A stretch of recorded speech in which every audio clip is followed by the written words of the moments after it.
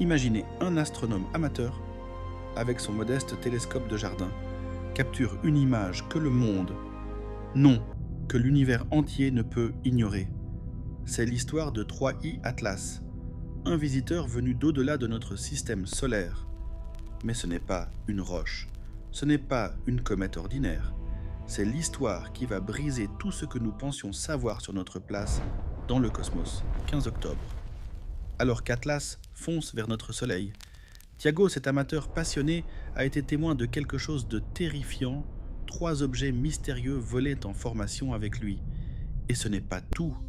Chaque fois qu'il croisait la trajectoire de notre étoile, le Soleil entrait dans une fureur imprévisible, violente, une activité jamais vue. Sont-ils des gardiens, des attaquants, ou le signe d'une technologie si avancée qu'elle exploite l'énergie de notre étoile? Et voici la question qui dérange le plus, celle qui fait de cette histoire Intoko un secret brûlant. Pourquoi, au moment précis où cette vérité cosmique se déploie, les agences spatiales censées nous informer sont-elles soudainement tombées dans un silence assourdissant? Qu'est-ce qui est enterré? Quelle est la vérité que l'on nous cache? Restez avec moi. L'observation de Tiago est la clé pour déverrouiller un secret cosmique qui pourrait tout changer. Absolument tout. Aujourd'hui, nous allons comparer les données de Tiago avec celles de Gemini, de Keck et même de la NASA. Nous allons plonger dans 3 anomalies majeures que les scientifiques peinent à expliquer. Premièrement, une forme géométrique dans le noyau qui défie toutes les lois de la formation cométaire. Deuxièmement, une signature chimique du nickel et du cyanure dans des ratios impossibles pour une comète naturelle. Troisièmement, une synchronisation stupéfiante de l'activité solaire avec la position de cet objet. Préparez-vous, le scepticisme est approprié, il est même nécessaire. Mais que se passe-t-il lorsque l'explication la plus simple cesse d'avoir un sens et que l'évidence commence à s'accumuler? Couche par couche, l'univers réserve souvent ses révélations les plus profondes à ceux qui osent regarder là où tout le monde a cessé de chercher. Atlas n'est peut-être qu'une comète bizarre, mais il est peut-être autre chose. Une question dont la réponse décidera si tout ce que nous croyons sur notre existence est sur le point de changer ce matin-là. Sur l'écran de Tiago, quelque chose est apparu qui, selon les lois de la physique que nous connaissons, n'aurait pas dû exister. Il passait en revue les clichés de son télescope solaire. Un équipement que l'on peut acheter en ligne pour quelques centaines d'euros. C'est là qu'il a vu une forme nette au cœur de la comète 3I Atlas. L'image était granuleuse. Les télescopes solaires produisent souvent des images de basse qualité, mais la forme était incontestable. Normalement, le noyau d'une comète est un amas chaotique, irrégulier, une sorte de patatoïde glacé et rocheux. Le résultat de milliards d'années de collisions aléatoires. Mais ce que Tiago a vu ressemblait à une raie manta, ou peut-être à une pyramide. Les bords étaient trop nets, trop géométriques, trop intentionnels. Il a revisionné les images, encore et encore. Et son esprit est revenu à la même conclusion impossible. Ce n'est peut-être pas une comète du tout. Comme toute personne raisonnable, Tiago a d'abord pensé qu'il se trompait. Un artefact, un bug optique, ou une simple pareidolie, cette tendance de notre cerveau à voir des formes familières dans le chaos. Alors, il a fait ce que les astronomes font, il a pris plus d'observations, il a repositionné son télescope, il a regardé l'objet sous des angles différents, à des moments différents, et à chaque fois, la forme géométrique persistait. Elle ne se transformait jamais en ce noyau sphérique et chaotique qu'une comète est supposée avoir. C'est là que l'histoire prend un tournant étrange. Tiago a contacté des observatoires professionnels. Il leur a montré ses preuves.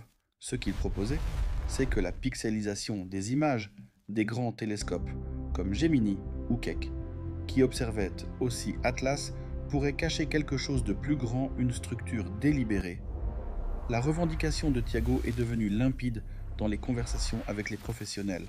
Elle s'est résumée à une question qui suspend les lois de la physique Et si ce que vous voyez n'est pas une comète, mais une sonde extraterrestre, et si cet objet, voyageant du vide d'un système stellaire lointain, n'était pas un morceau de glace et de roche, mais quelque chose de construit, d'ingénieux, quelque chose qui est venu ici intentionnellement.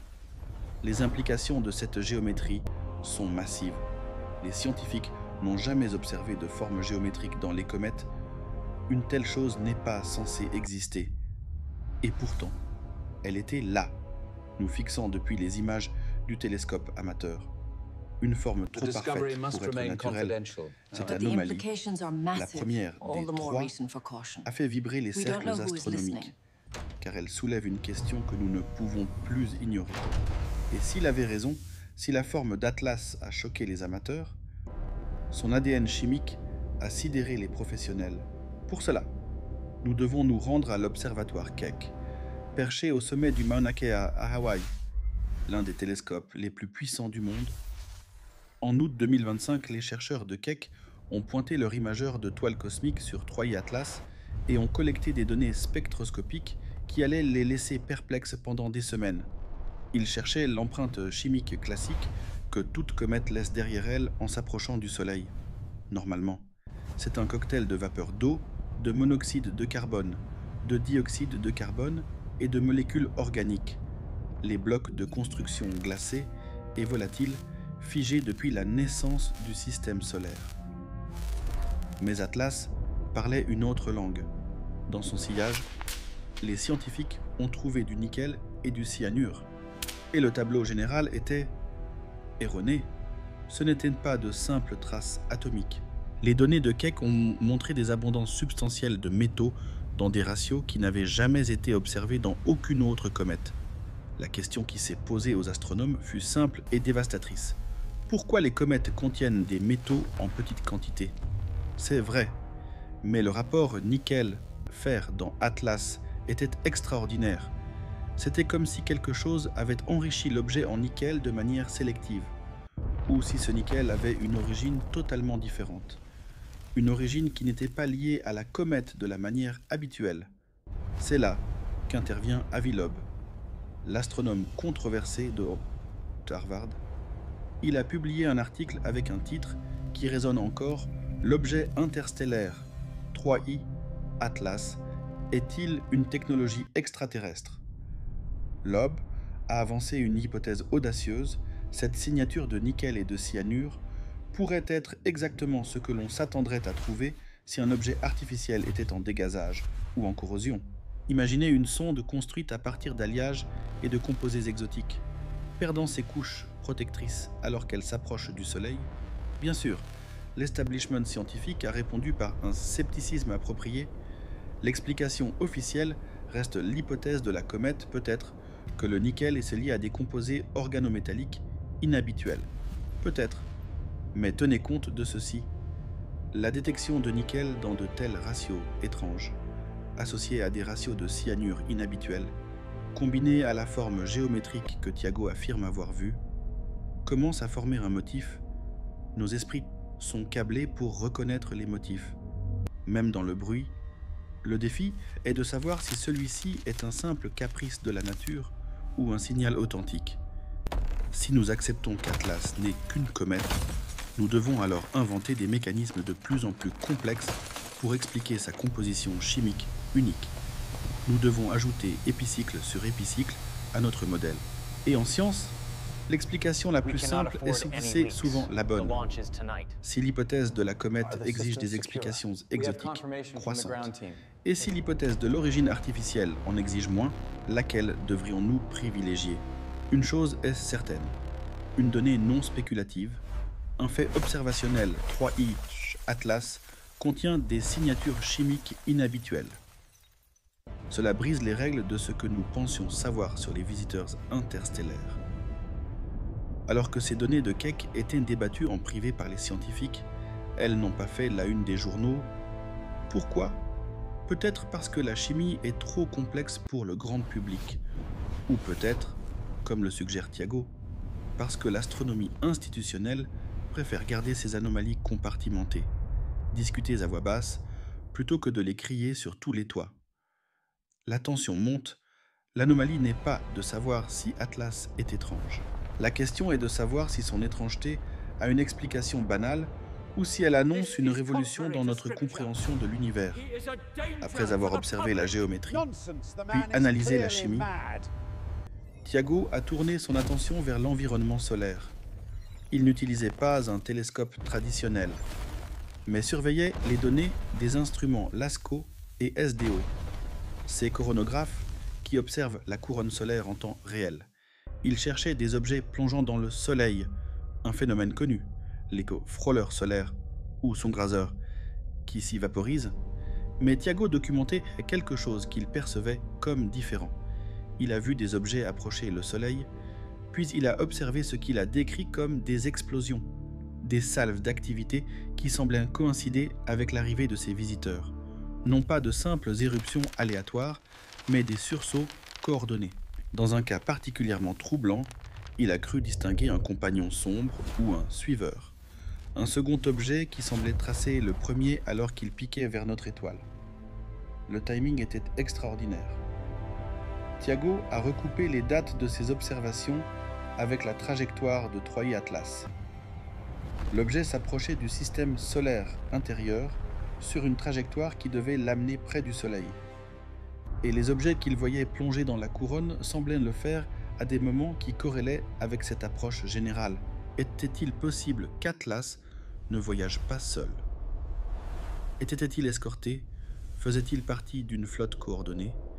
Les possibilités se ramifiaient, toutes plus dérangeantes les unes que les autres. Ses compagnons étaient-ils des gardiens protégeant la sonde principale du danger de l'environnement solaire? Des attaquants tentant de la neutraliser ou de simples observateurs neutres, interférant d'une manière qui servait des desseins que nous ne pouvions concevoir. Le récit qui émergeait était celui d'un système solaire, sous observation par quelque chose qui n'était pas passif ni lointain, mais activement engagé, bien sûr. Le scepticisme est de mise. Les scientifiques solaires connaissent les éjections de masse coronale, EMC, les structures magnétiques qui s'effondrent brusquement. Les comètes plongeant dans le Soleil ont été observées des milliers de fois. Et l'œil humain excelle à trouver des coïncidences, surtout dans le bruit aléatoire des données chronographiques. Les corrélations statistiques peuvent être trompeuses, mais le récit de la réponse solaire continuait de se développer. Tiago et d'autres ont documenté ce qu'ils affirmaient être une hausse d'activité solaire, taches solaires, éruptions, EMC augmentant avec l'approche d'Atlas. L'objet déclenchait-il cette activité X? Avait-il une interaction entre sa présence et le champ magnétique solaire qui amplifiait le chaos? La vérité est que le Soleil suit ses cycles. Atlas arrive justement pendant une phase naturellement plus active. C'est un cas d'élément confondant classique lorsque deux choses se produisent en même temps. Nous ne pouvons pas simplement supposer que l'une a causé l'autre. Cependant, ce qui rend cette hypothèse tenace, c'est l'absence de confirmation scientifique d'une flotte coordonnée ou d'un mécanisme clair. Nous avons une collection d'observations étranges vues à travers une lentille particulière. Sont-elles vraiment étranges? Ou est-ce exactement ce à quoi il faut s'attendre d'une comète arrivant au milieu d'un pic d'activité solaire? C'est le défi fondamental de la chasse aux anomalies. Une fois que vous commencez à chercher des motifs, vous en trouvez. Et il devient incroyablement difficile de distinguer le signal du bruit. Notre instinct de survie nous pousse à voir la causalité. Même là où il n'y en a pas, pourtant, la possibilité demeure si cet objet est artificiel et a un but. Son timing pourrait être délibéré. S'il est naturel, il est remarquablement malchanceux dans son timing, ou remarquablement chanceux. Selon l'interprétation, dans tous les cas, Atlas n'arrive pas dans un environnement solaire stable. Il est en pleine période d'activité élevée. Et la question est de savoir si cette activité est une simple toile de fond coïncidente ou une réponse directe à un visiteur interloqué qui interagit avec notre étoile de manière active. D'accord. Continuons avec la partie qui explore la réaction des institutions face à ces découvertes troublantes. 5. Partie 4. Le silence de la NASA et de l'ESASU Imlang. Quoi NASA va es à wax off ton interrogatif, soulignant la méfiance et la contradiction. Musique de fond avec une légère résonance de mystère institutionnel au cœur du récit de Tiago. Il y a une affirmation persistante et puissante, l'astronomie institutionnelle maintient le silence sur Troie et Atlas. Il suggère que des agences comme la NASA et l'Observatoire européen austral ESO suppriment délibérément des informations. Retenant la vraie nature de cet objet, ce récit est d'autant plus convaincant que le silence lui-même est suspect. Quand les scientifiques ne parlent pas de quelque chose d'aussi extraordinaire, on a l'impression qu'ils cachent la vérité. Mais voici ce que Tiago pourrait négliger, et c'est une distinction cruciale. La NASA possède bel et bien une page dédiée à Troie et Atlas. Elle y fournit des données orbitales précises, des informations sur sa trajectoire et des déclarations de sécurité claires, l'objet ne menacera pas la Terre. L'ESO a publié des annonces sur la croissance de sa queue, sur son comportement.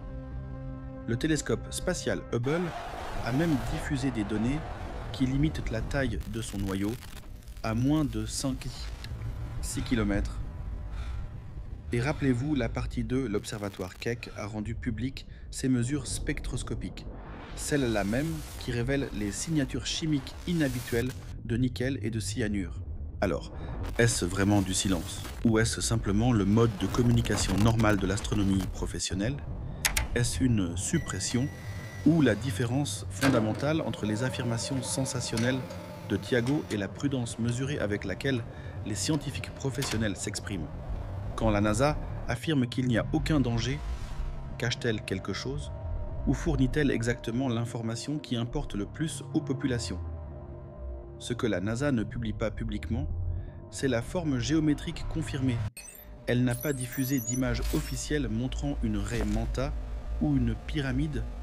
Elle n'a fait aucune mention d'une flotte coordonnée ou d'une sonde extraterrestre. Mais s'agit-il d'une suppression ou d'un désaccord? Si les instruments des agences ne révèlent pas de forme géométrique non ambiguë, elles agissent avec honnêteté scientifique en ne prétendant pas les voir. L'histoire de l'astronomie, avec des précédents comme l'objet interstellaire ou Oumuamua, montre que les données peuvent être retenues, mais le plus souvent pour la vérification par les pairs. Il est difficile de distinguer, de l'extérieur, entre la vérification et la dissimulation. La question devient pourquoi publier la chimie, le nickel et le cyanure sont dans la littérature scientifique, mais retenir la géométrie? Peut-être que l'explication est d'ordre psychologique et institutionnel. Revendiquer des formes géométriques dans des images de basse résolution rend les scientifiques vulnérables à la critique de la pareidolie, voire le visage sur Mars, par exemple, et les fait passer pour de la pseudo-science. Les astronomes professionnels, qui connaissent le coût d'une erreur publique majeure, choisissent souvent de se taire. Ils amassent des données, ils analysent, ils attendent, ils ne se précipitent pas pour clamer qu'ils ont trouvé une technologie extraterrestre. Les motifs de la suppression, si elle a lieu, seraient multiples: le contrôle de la panique publique, le maintien du récit scientifique standard, la protection des financements et de la crédibilité. Une annonce de sonde extraterrestre demain déclencherait un chaos sociétal, économique et politique. L'envie institutionnelle d'éviter ce chaos serait presque rationnelle. Mais le contre-argument est tout aussi fort si la NASA était prise en flagrant délit de dissimulation de preuves d'un contact extraterrestre. Les dégâts sur sa réputation seraient catastrophiques. Aucune protection de financement ne compenserait une telle destruction institutionnelle. Ce qui est certain, c'est qu'il existe un fossé entre ce que les observatoires ont publié et ce que Tiago affirme avoir observé, que ce fossé représente une suppression délibérée ou un désaccord sincère sur l'interprétation des données. Il crée un espace pour le doute et les récits alternatifs. Et dans une ère où la confiance dans les institutions est fragile, ce fossé devient particulièrement lourd de sens. Nous poursuivons l'exploration de ce mystère. Pour comprendre la véritable signification de Troie et Atlas, il est indispensable de le placer dans le contexte de ses prédécesseurs interstellaires. Pour saisir l'importance de 3i Atlas, nous devons nous rappeler ce qui est venu avant. L'univers ne nous envoie pas ses visiteurs Asita au hasard. En 2017, un objet est entré dans notre système solaire. Le tout premier confirmé comme étant d'origine interstellaire. Nous l'avons appelé Oumuamua, un mot hawaïen qui signifie « messager venu de loin ». Il était petit, quelques centaines de mètres, et après avoir traversé notre système, il s'en est allé. Ce qui rendait Oumuamua fascinant, c'est ce qu'il n'était pas. Il ne dégazait pas comme une comète et montrait une accélération anormale que nous ne pouvions pas facilement expliquer. Il avait une forme inhabituelle. En bref, il était étrange. Mais une explication a toujours été possible, peut-être était-ce une comète ayant perdu ses glaces volatiles, ou une forme d'accélération que nous n'avions pas encore théorisée. Puis, 2 ans plus tard, en 2019, un deuxième objet interstellaire est arrivé Borisov et, heureusement ou malheureusement, Borisov s'est comporté de manière très classique. Il dégazait, il avait une queue. Il était exactement ce à quoi nous nous attendions d'une comète interstellaire. Le consensus scientifique s'est alors établi, les objets interstellaires pouvaient être des comètes ordinaires, ou quelque chose d'autre. Mais ce quelque chose d'autre était rare et probablement pas très exotique. Aujourd'hui, nous avons 3i, là, Atlas. Et Atlas se comporte différemment de ses 2 prédécesseurs. Dès le départ, il a montré des signes complexes. Il émettait de l'eau à des distances du Soleil où l'on ne s'y attendait pas, détectée par le satellite Swift. Il a développé une queue, oui, mais cette queue a changé de couleur des teintes rougeâtres au début, puis un glissement progressif vers le vert, ce qui correspond à une augmentation de la production de cyanure à mesure qu'il approche du Soleil. Ce n'est pas une seule chose étrange, mais plusieurs choses étranges, s'accumulant simultanément. Même sa trajectoire est inhabituelle. Il approche dans un plan presque aligné avec l'écliptique, le plan dans lequel toutes nos planètes orbitent. La probabilité que cela se produise par pur hasard est faible. Si les objets arrivaient de directions aléatoires de la galaxie, nous devrions en voir beaucoup plus avant à des angles étranges. De plus, les données de Hubble suggèrent que son noyau est plus petit que la plupart des comètes, plus petit que ce à quoi on s'attendrait pour un objet affichant un dégazage aussi robuste. Ce n'est qu'une pièce de plus dans le puzzle, mais elle ne s'intègre pas parfaitement dans le cadre établi. Ce qui émerge, c'est l'image d'un objet qui se comporte véritablement de manière unique, pas à un seul niveau, mais sur de multiples plans, les émissions d'eau précoce, la composition chimique, la trajectoire plane, le développement de la queue et les revendications de formes géométriques. Chacun de ces éléments pourrait être expliqué isolément, mais l'ensemble du motif est frappant. Atlas n'est ni Oumuamua, ni Borisov, ni aucune des comètes que nous connaissons. Les implications sont stupéfiantes. Si Atlas est artificiel, tout change. Les visiteurs sont réels. La technologie peut traverser le gouffre interstellaire. Nous entrons dans une nouvelle ère, où nous devons faire face à l'existence d'autres êtres. Et même s'ils s'avèrent naturels, mais exotiques, nous aurons appris que les comètes sont bien plus étranges que nous le pensions. Nos modèles sont incomplets.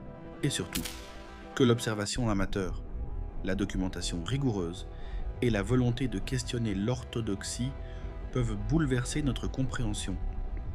Dans les 2 cas, Atlas a changé la donne. L'affirmation selon laquelle 3i Atlas présente une forme géométrique, une raie manta, une pyramide, une figure nette est l'assertion de Thiago la plus vulnérable qu'il n'ait dit à la critique, mais aussi la plus explosive si elle s'avère vraie. Dans le cosmos, la nature est chaotique. Une comète prend sa forme par des collisions aléatoires, des forces de marée et la dynamique gravitationnelle. On n'y trouve pas de lignes épurées, de géométrie intentionnelle. Pour les astronomes, une forme plate ou fine est hautement improbable pour un corps naturel. Pourquoi un corps en rotation, sous sa propre gravité, cherche naturellement à minimiser son rapport volume, ce qui favorise la forme sphérique, une structure allongée ou plate, même avec une rotation modeste, subirait des contraintes immenses, la forçant à se tirer vers une forme plus sphérique, à moins que quelque chose ne la maintienne intentionnellement en place. C'est ici qu'intervient l'idée de la voile solaire ou solar sail.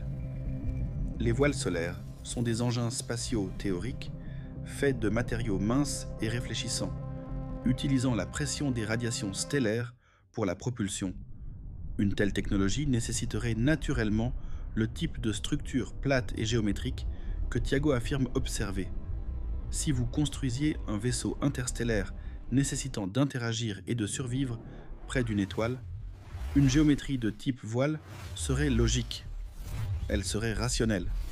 L'histoire montre que même les astronomes professionnels ont déjà spéculé sur des objets cosmiques minces.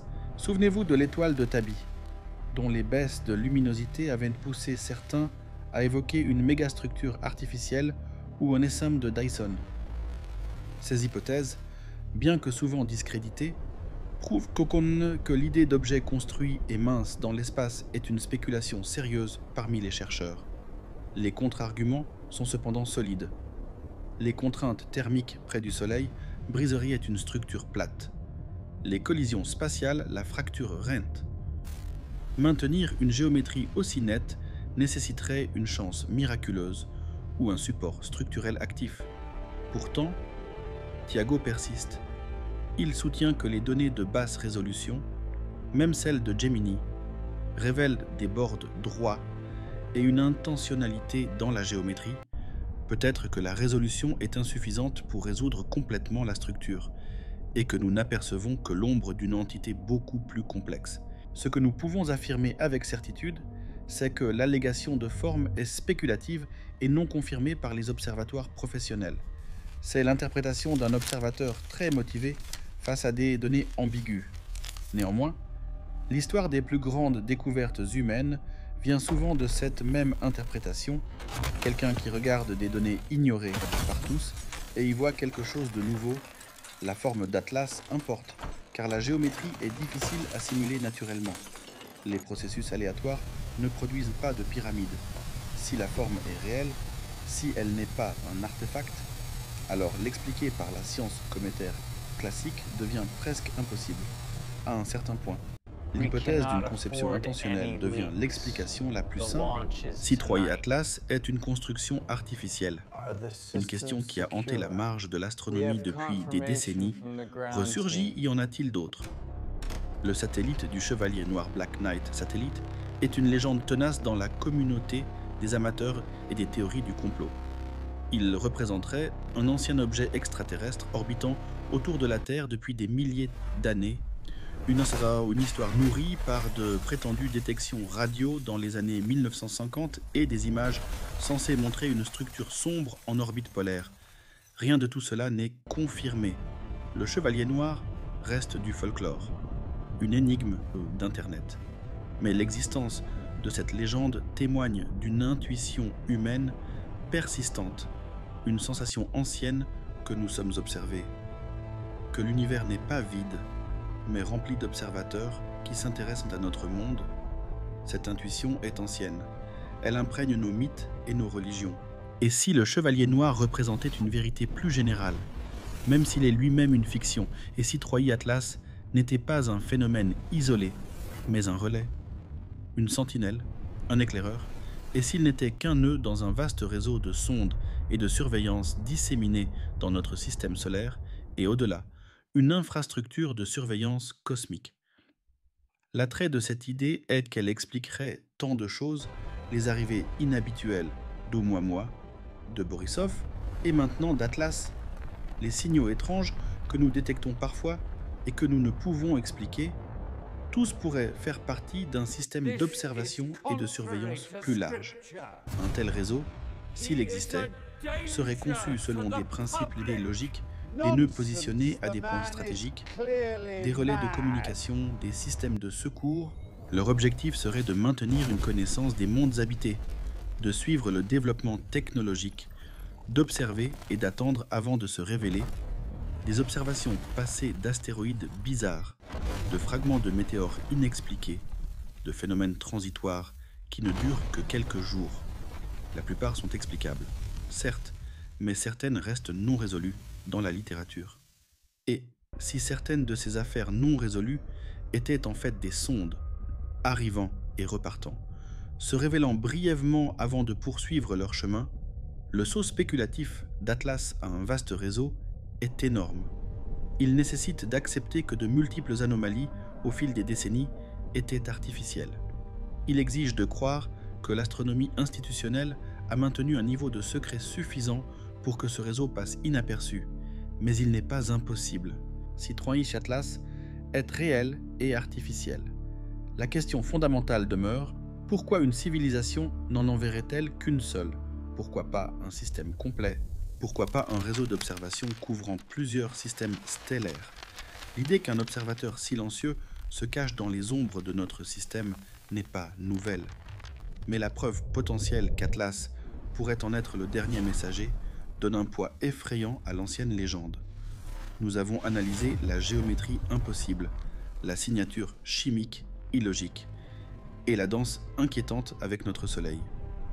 Mais au-delà de ces anomalies spécifiques, 3i Atlas nous oblige à poser des questions qui touchent au fondement de notre réalité. Atlas est-il une machine? L'une des hypothèses les plus fascinantes est que cet objet est venu dans notre système solaire pour une seule raison, la récolte d'énergie. Il pourrait être un système actif, conçu pour approcher une étoile, capter son rayonnement, stocker cette énergie dans des matériaux exotiques, puis l'utiliser pour se propulser vers sa prochaine destination. Sous cette lumière, les anomalies chimiques nickel et cyanure ne sont pas des indices d'origine biologique, mais la corrosion et le dégazage d'une surface métallique conçue pour survivre aux chaleurs intenses et la corrélation solaire, elle pourrait être le sous-produit involontaire d'Atlas puisant directement dans le champ magnétique ou la couronne de notre Soleil, provoquant des perturbations que nous interprétons comme des éruptions aléatoires. Mais l'hypothèse la plus troublante va plus loin. Elle nous demande qui pilote la sonde. Et si les êtres qui l'ont construite étaient éteints depuis des millions d'années? Et si 3i Atlas était le dernier écho d'une civilisation disparue? Une intelligence artificielle autonome, une machine voyageant à travers la galaxie, toujours fidèle à sa programmation initiale d'observer, de collecter des données et d'évoluer. Si nous faisons face à une IA, nous ne négocions pas avec une civilisation, mais avec une logique qui a eu des millions d'années pour se perfectionner. Nous considérons peut-être comme de simples spécimens dans une archive cosmique. Pire encore, les physiciens sont aujourd'hui en crise. Des données récentes sur la matière noire suggèrent que nos modèles sont fondamentalement erronés. Et si Atlas exploitait justement cette nouvelle physique que nous n'avons pas encore découverte, et si sa géométrie était optimisée non pas pour l'aérodynamisme tridimensionnel, mais pour interagir avec les dimensions cachées ou le champ de matière noire, se déplaçant d'une manière qui défie nos lois parce qu'il opère en dehors de notre réalité perceptible. Nous avons appris que notre capacité de détection s'est considérablement améliorée, mais que notre intuition humaine, limitée par ce que nous avons déjà imaginé, peut nous rendre aveugles aux signaux les plus évidents. Le fait que nous ayons dû faire appel à l'intelligence artificielle pour trouver des schémas dans les données exoplanétaires prouve que la vérité sur Atlas pourrait déjà se cacher dans les téraoctets d'informations que nous possédons. Le temps de l'ambiguïté touche à sa fin. Atlas a fait son travail. Il nous a forcés, en tant qu'espèce, à considérer sérieusement des possibilités que nous avions reléguées à la science-fiction, même s'il s'avère n'être qu'une comète normale, incroyablement bizarre. Le fait que des institutions scientifiques et des millions de personnes se soient arrêtées pour demander si nous regardions une technologie extraterrestre est en soi une transformation. L'héritage d'Atlas n'est pas ce qu'il est, mais ce qu'il nous a obligés à devenir. Nous avons répété le scénario du premier contact, nous nous sommes préparés psychologiquement. Nous avons admis que notre compréhension du cosmos est incomplète et que des visiteurs peuvent nous venir de distances que nous pouvons à peine comprendre. Notre place dans l'univers a changé. Nous ne sommes plus les observateurs regardant un cosmos silencieux. Nous faisons partie d'une conversation cosmique. La machine poursuit son observation. Et nous nous tenons ici, sur notre petite planète bleue, finalement conscients que nous n'avons jamais été seuls.